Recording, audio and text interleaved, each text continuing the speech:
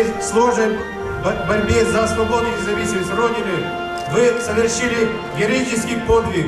Низкий поклон вам за ваш подвиг, совершенный во имя мирного и счастливой жизни в настоящее время.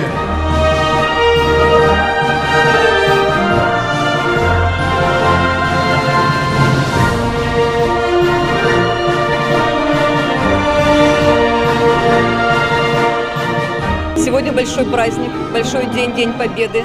Моя мама была участником Трудового фронта, с 13 лет работала.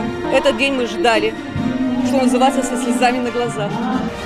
Дай Бог вам всем мирного неба, не знать войны, страданий, переживаний.